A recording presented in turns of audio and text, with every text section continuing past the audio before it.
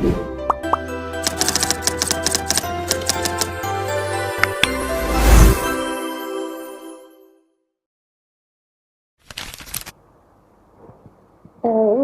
billahi minasyaitonir rajim. Bismillahirrahmanirrahim. Ya ayyuhalladzina amanu idza nudiya lis-salati min yaumil jumu'ah fas'au ila dzikrillahi wa dharul bay'. Dzalikum khairul lakum in kuntum ta'lamun. Fa idza qudiyatis salatu fantashiru fil ardi wabtaghu min fadlillahi wadhkurullaha katsiran la'allakum tuflihun. Wa idza ra'aw tijaratan aw lahwan faddu ilaiha wa tarakuka qa'ima. Qul ma 'indallahi khairun minallahwi wa minat tijarah wallahu khairur raziqin. Shadaqallahul azim. Di sini saya menjelaskan asbab nuzul dari Quran surat Al-Jumu'ah ayat 9 sampai dengan 11. Nah, ayat-ayat ini turun setelah Rasulullah SAW hijrah ke Madinah. Saat itu umat Islam mulai membangun kehidupan masyarakat yang lebih tertata, termasuk dalam pelaksanaan salat Jumat sebagai ibadah yang juga menjadi sarana pembinaan dan persatuan umat. Nah, Allah kemudian menurunkan ayat-ayat ini agar kaum muslim memahami adat dan kewajiban ketika waktu sholat Jumat tertiba.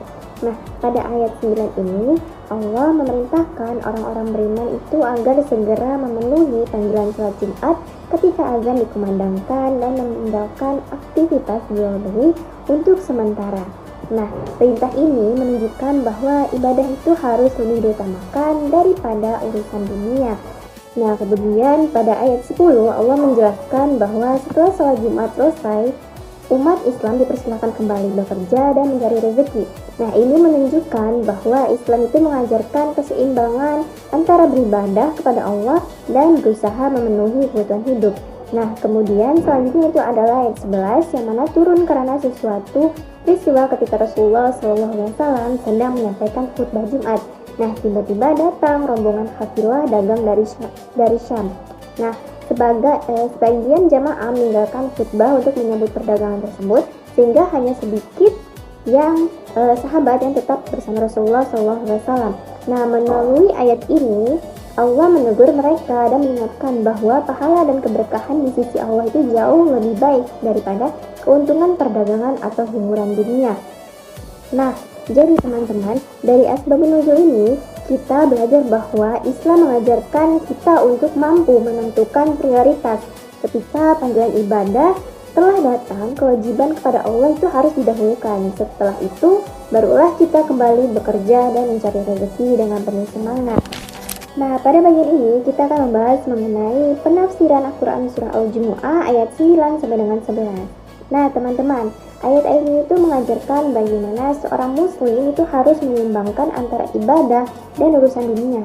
Nah, pada ayat 9, para mufassir menjelaskan bahwa ketika azan Jumat telah berkumandang, setiap muslim diperintahkan untuk segera memenuhi panggilan salat Jumat dan meninggalkan aktivitas jual beli. Nah, perintah ini itu menunjukkan bahwa ibadah kepada Allah harus menjadi prioritas utama.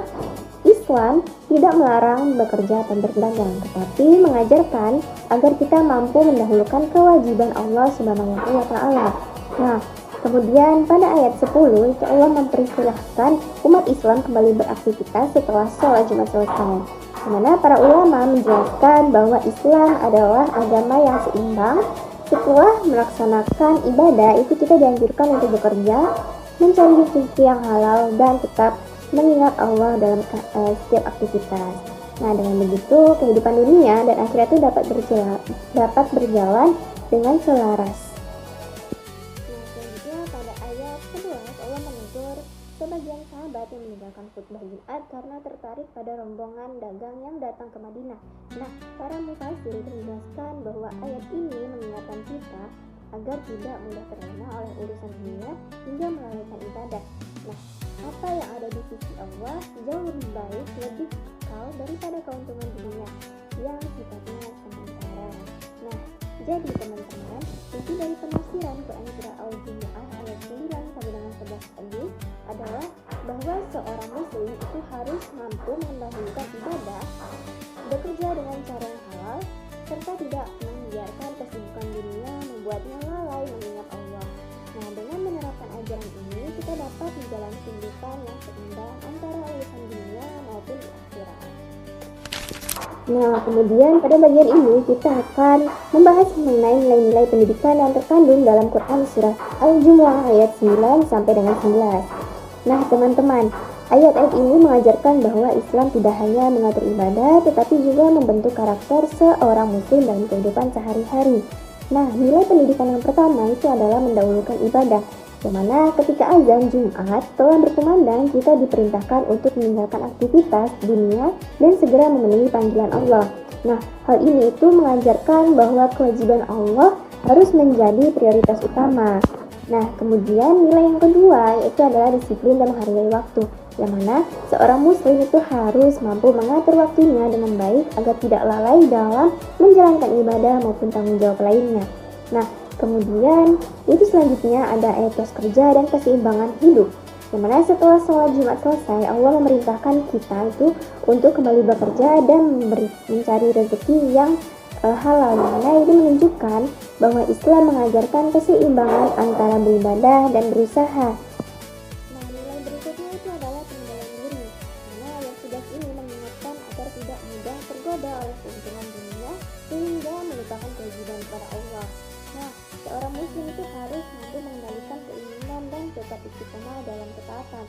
Nah, kemudian selanjutnya yang terakhir adalah iman dan tawakal, yang mana kita itu diajarkan untuk yakin bahwa Allah adalah sebaik-baik pemberi rezeki. Karena itu, ketika kita mendahulukan ibadah, kita tidak perlu takut kehilangan rezeki, sebab Allah akan memberikan keberkahan bagi hambanya yang taat. Nah, jadi teman-teman, dapat kita simpulkan bahwa Quran surah Al-Jumu'ah ayat 9 sampai dengan 11 ini mengandung nilai-nilai pendidikan berupa mendahulukan ibadah, disiplin, etos kerja, kesenangan hidup, pengendalian diri, serta iman dan tawakal pada Allah. Dimana jika nilai-nilai ini diterapkan dalam kehidupan sehari-hari, kita akan menjadi pribadi yang disiplin, bertanggung jawab, dan mampu mengembangkan urusan dunia dengan akhirat. Mungkin itu yang dapat saya jelaskan mengenai tafsir terbaru dari Quran